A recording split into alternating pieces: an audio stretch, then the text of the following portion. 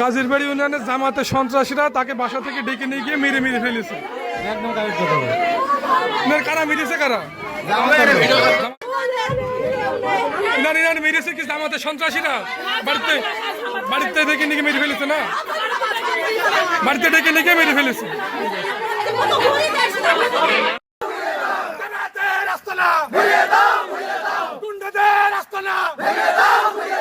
সন্ত্রাসীদের আস্তানা আমার ভাই মরল কেন? জামাত তুই জবাব দে। আমার ভাই মরল কেন? জামাত তুই জবাব দে। Action action direct action action action direct action সন্ত্রাসীদের বিরুদ্ধে ডাইরেক্ট অ্যাকশন জামাতের বিরুদ্ধে ডাইরেক্ট অ্যাকশন। যখন তার প্রতিবাদে সমাবেশে যে গতকাল ঘটনা ঘটার পরপরই আমি খবর পেয়েছি।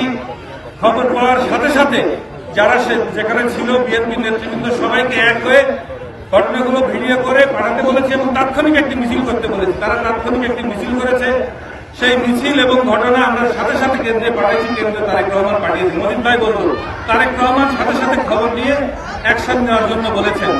সুতরাং আপনাদের পাশে খবর পাওয়া মাত্র তারেক রহমান আছে, এটা প্রমাণ হয়ে গেছে। আমি শুধু একটি বিষয় বলতে চাই, এর এই ঘটনা পারিবারিক ঘটনাকে কেন্দ্র করে তারা কি কাণ্ড ঘটেছে।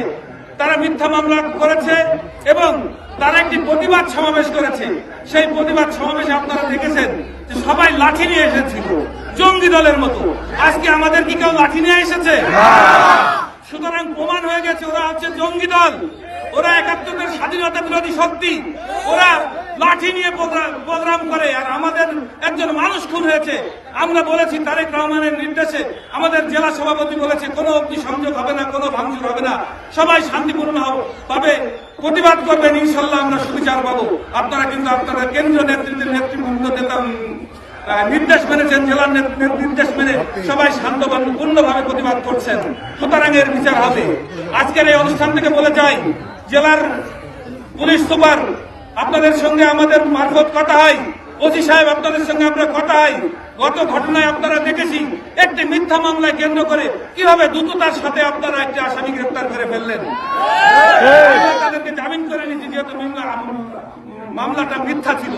আপনাদেরকে মজিদ ভাই ২৪ ঘন্টা টাইম দিয়েছে। যদি ২৪ ঘন্টা টাইমের ভিতরে যে কায়দায় আমাদের আসামি গ্রেফতার করেছেন সেই কায়দায় এই খুনিদের গ্রেফতার না করেন, তাহলে আমরা কঠিন কর্মসূচি দিয়ে আপনাদেরকে আইন মানতে বাধ্য করব। আমাদের লোকজন শান্ত বলে ভাববেন না আপনারা ছেড়ে দিয়েছি। আমাদের লোকজন শান্ত আছে, শান্ত থাকতে দিন। তাদেরকে আইন হাতে তুলে দেওয়ার মতো সুযোগ আপনারা করে দেবেন না। আপনাদের প্রতি এই আহ্বান আমি জানাচ্ছি। সবশেষে বলতে চাই যে আমরা বিএনপির লোকজন ঐক্যবদ্ধভাবে যে কোনো অনুষ্ঠানে যে কোনো বিপদে আপদে একসঙ্গে ছিলাম, থাকবো। আরেকটি বিষয় বলতে চাই, মজিদ ভাই যেটা বলেছে যে জামাতের একজন নেতা বক্তব্য ভাইরাল হয়েছে। তারা বলছে যে তারা নাকি সন্ত্রাসী, নিজেরাই মাস্তান। একই সাথে লাস্ট লাইন মজিদ ভাই বলে গেছে যে তারা ২০০ লোকের ট্রেনিং দিচ্ছে। যে কোনো মুহূর্তে বিএনপির উপরে বা কোনো দলের উপর ২০০ লোক ট্রেনিং দিচ্ছে, যে কোনো মুহূর্তে তারা হামলা করার জন্য প্রস্তুত। মুজাহিদ বাহিনী, এটা তাদের কেন্দ্রীয় সিদ্ধান্ত।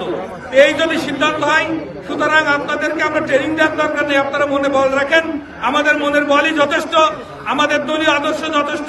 কিন্তু সেই সব সন্ত্রাসীদের আপনারা বলতে চাই, যারা বলেছেন ২০০ সন্ত্রাসীর আপনারা ট্রেনিং দিচ্ছেন, তাই এই ২০০ সন্ত্রাসীর তালিকা করে সবার নাম প্রকাশ্যে উন্মোচনের জন্য থানা প্রশাসনের কাছে আহ্বান করছি এবং তাদের সকলকে গ্রেপ্তার করে এই খুনিদের প্রকৃত শাস্তি আনার জন্য আমি প্রশাসনের সকলকে আমার বক্তব্য শেষ করছি।